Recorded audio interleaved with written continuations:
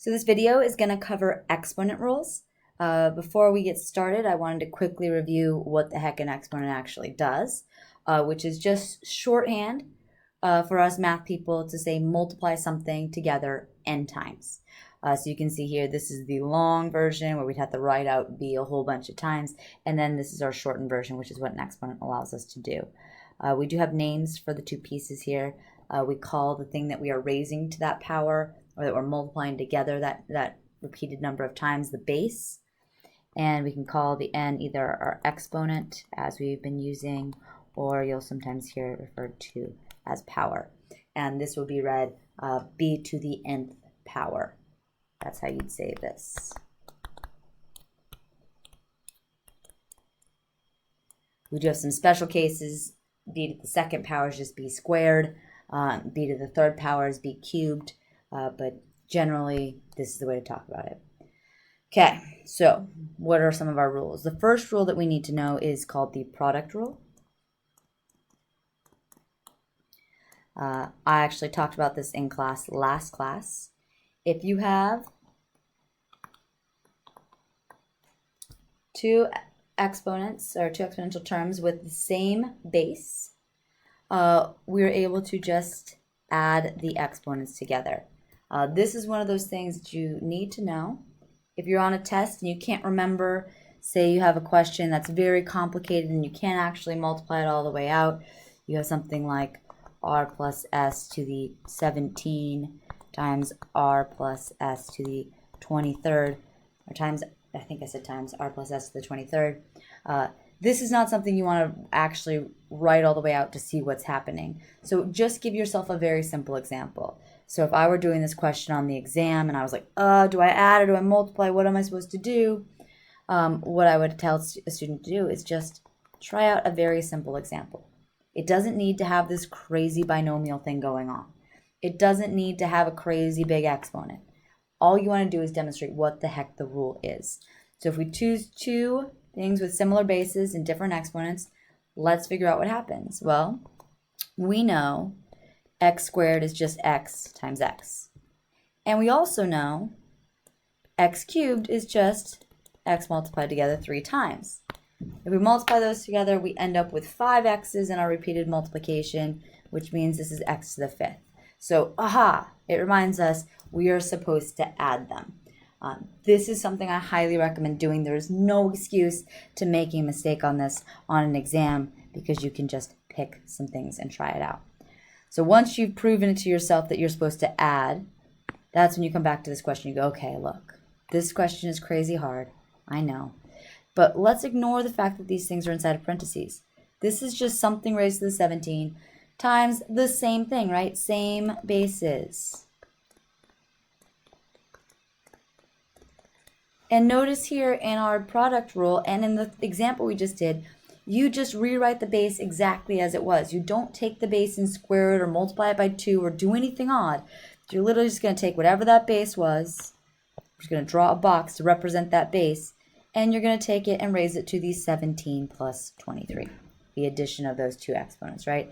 And then you can add back in whatever the heck your base was. Again, the base is going to stay exactly the same.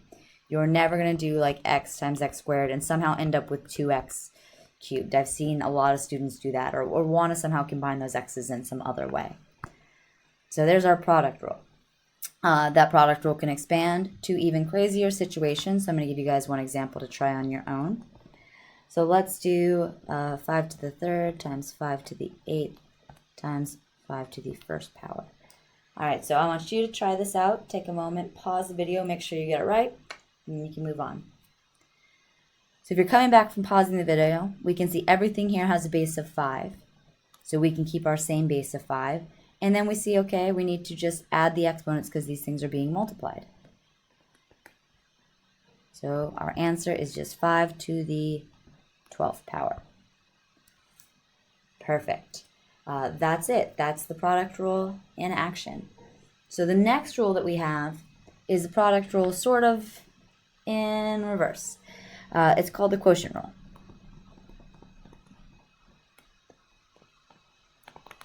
You may remember that if you have something like a to the m over a to the n, this is going to become a to the m minus n. If multiplication becomes addition, right, multiplication becomes addition of the exponents, division becomes subtraction.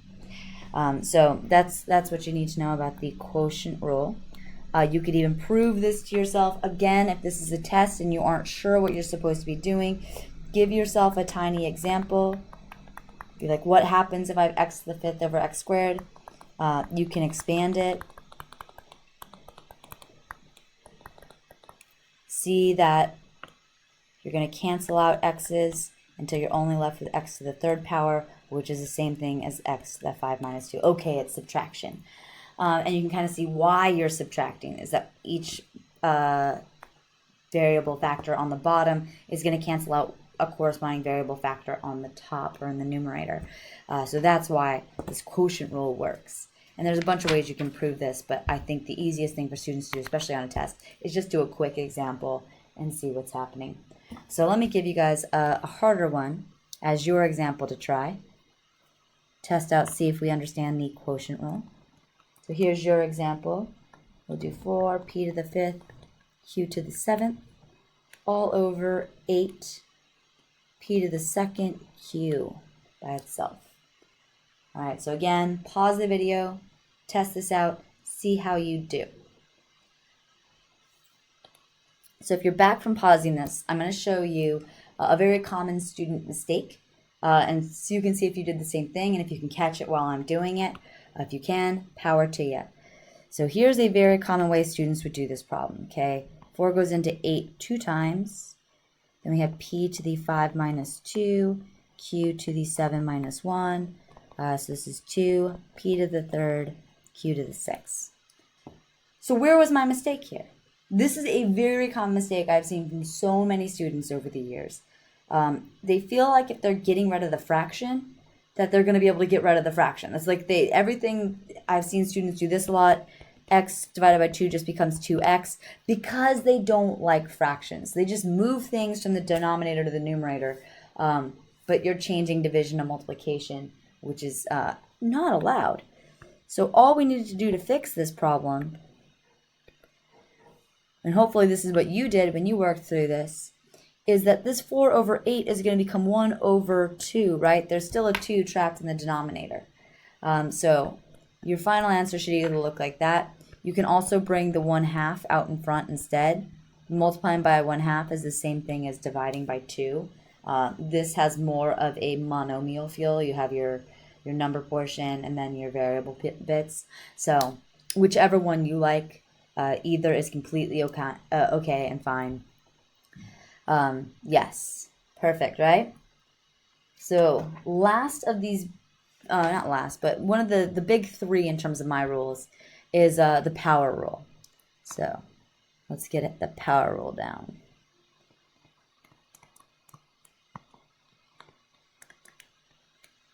So the power rule is all about what happens if we take some expression that already has a power and we raise it to another power. So what's a power raised to a power become? Well, the actual rule tells us that if you raise a power to a power, you multiply. And I always kept these straight in my head when I was a student, because these two are actually touching. They look like multiplication. Versus if you have a to the m times a to the n, there's a lot of space between your powers, so I always remembered that was addition. That was how I kept them straight in my head.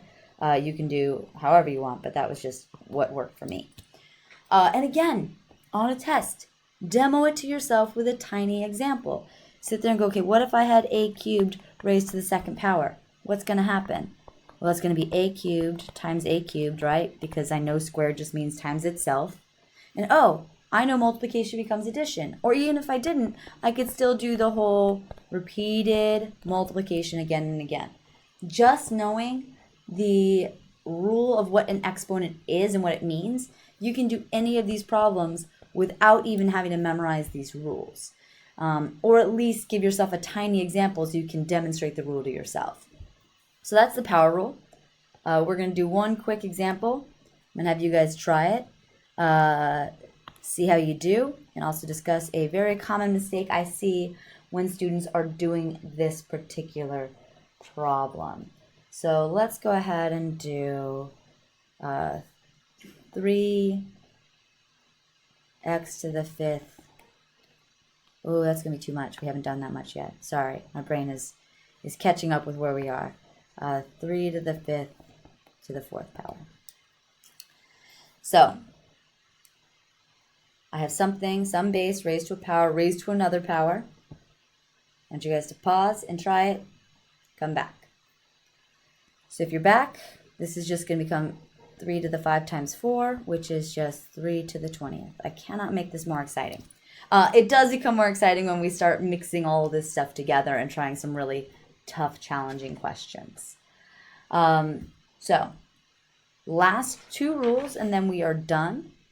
There's another version of what some people call the product rule. So this is product rule number 2. Every book has a different name for it. I'm just going to call it the product rule because it still involves a product. But now the product is not between two things with powers. The product is actually between the product is happening within something that's being raised to a power. So if you have a product being raised to a power, the fact that the power is touching the parenthesis means that it actually matters for the entire parenthesis, right? Oops, I didn't mean to make them both disappear. This is similar to what we did in the last question, except for we only had one variable. So let's go ahead and just do some simple example. Let's do 2x to the 3rd. Well, we know that this is 2x times 2x times 2x. We know that multiplication is commutative and associative, so the order in which we multiply all these 2's and x's together doesn't matter. So this could be rewritten as 2 times 2 times 2 and x times x times x, which is just 2 to the 3rd, x to the 3rd. So basically, it's telling us, I don't want to necessarily use the word distribute, but we can kind of raise each of our factors to that power. It's almost like distributing, but that word specifically means multiplication across addition. But we can go ahead and raise both factors to that same power. So our actual product rule is a product raised to a power is the same thing as the product of the powers. That's the rule. And you can, of course, like I said, demo it to yourself. So this is the one that gets a little more exciting. I was sad and thought the other one got more exciting, but it's this. So this is one I see students make mistakes with all the time. So let's do 2x to the 3rd, and let's raise this to the 4th power. All right, so take a moment, pause the video. This is one a lot of students make mistakes with, so I want you to try it. Okay, so here's the mistake students make. I'm going to make it now. Perfect. Done. Seems so easy. So what's wrong with this? Did you have 8 times x to the 12th? The issue here is, remember, the 4 is not supposed to multiply to the thing. It's supposed to become a power. And students lose this a lot when there's actually a number portion inside of the parentheses. That ends up being the problem. So what really should have been here, if we were going to correct this, is this should be 2 to the 4th power, which is actually 16, not 8. So 16x to the 12th power is the correct answer for this. I'm running out of time, but we have one last or 2 last rules I'm just going to throw down here without much examples. The second version of that quotient rule, similar to the product rule, if we have a quotient raised to a power, it just becomes the quotient of the powers. So we can go ahead and just distribute, not distribute, but put or raise both of the portions, the numerator and the denominator, to that power separately. And again, you can just demo this to yourself. Super simple. And see why you end up with 3 1s in the top, 3 2s in the bottom, why this makes sense. The last rule that I'm going to just quickly put on the page is anything raised to the 0 power is 1. I could take 12,457x and raise it to the 0 power, and it is just 1. Anything raised to the 0 power is 1. This is something us mathematicians just sort of decided on. If you look at the pattern of what an exponent does, it really makes sense. But I don't really have time to demo that, unfortunately.